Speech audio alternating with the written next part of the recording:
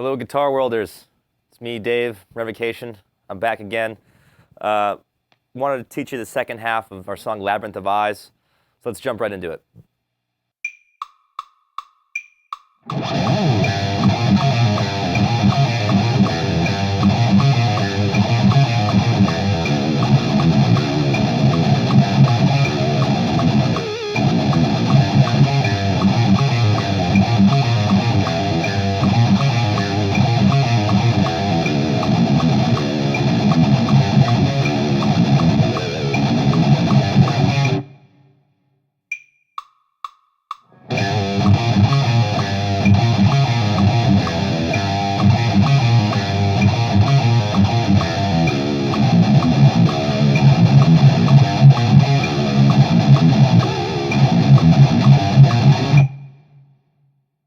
So this riff is based around the half-whole diminished scale. And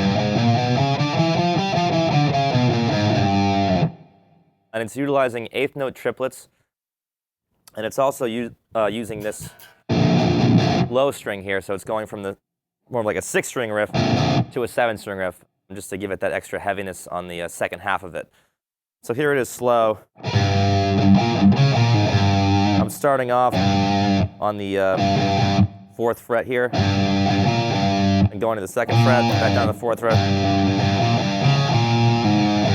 Open D string, 2nd fret, pull off to the A, and then back to the 4th fret on the E string. And I'm going, give you that, really diminished sounding, descending arpeggio sound. Goes through that a few times, then it goes to the low strings.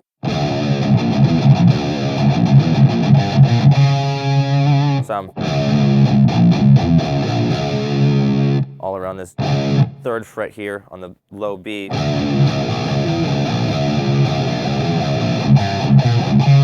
And I'm using this 3rd fret here to kind of bounce off the other notes as I'm going up this diminished arpeggio. I'm always going back to this low 3rd fret.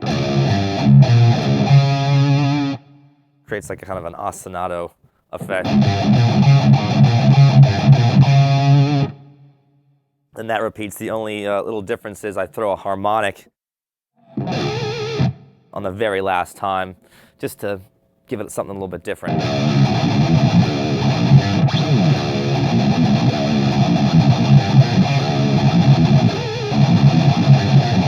Find that throwing that harmonic in there just makes it so it's not the same thing over and over again. So the next riff in the song is what's happening underneath the solo section, and you'll notice once again I'm using some open strings here. I like to use open strings a lot in my riffs. It just gives it a little bit of a different contrast, the difference between a fretted note and an open string. The open string just rings out in a different way. And also sometimes it makes a riff easier to play, using an open string in there. So here's this riff.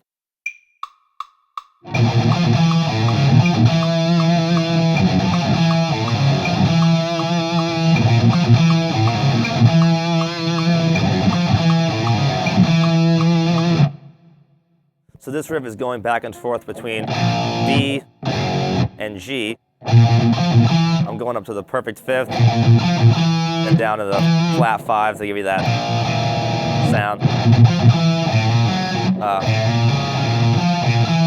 Here I'm sliding up from my 1st fret to my 2nd fret, and then open D string. So, and then now I'm going down to G, but it's basically the same pattern in what's happening on the upper strings here.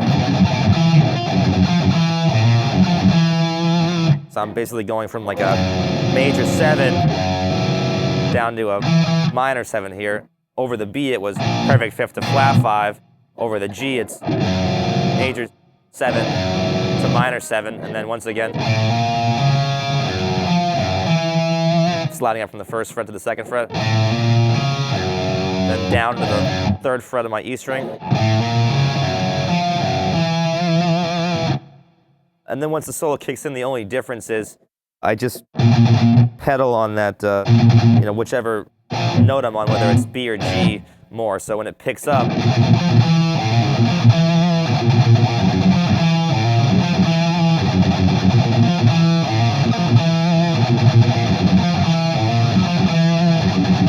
that's where the drums kick in.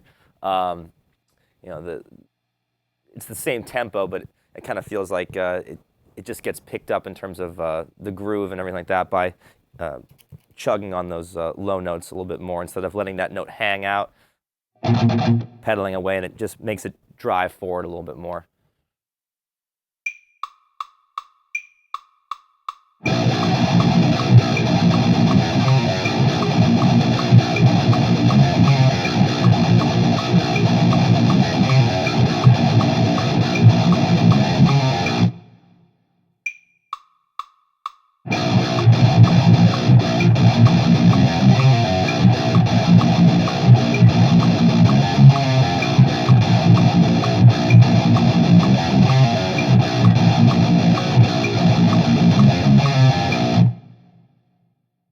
So this riff, I'm utilizing this low 7th string here, and it's going back and forth between like a whole tone sound and then just a regular B natural minor sound, which I think is kind of cool, going from a whole tone to just a regular natural minor sound. I'm doing the first 2 notes really open, and then I'm palm muting, and I'm sort of palm muting part of those notes and then opening up to just give it a different dynamic. So, and it's the same pattern when I go. So, palm mute, open, palm mute, open at the end.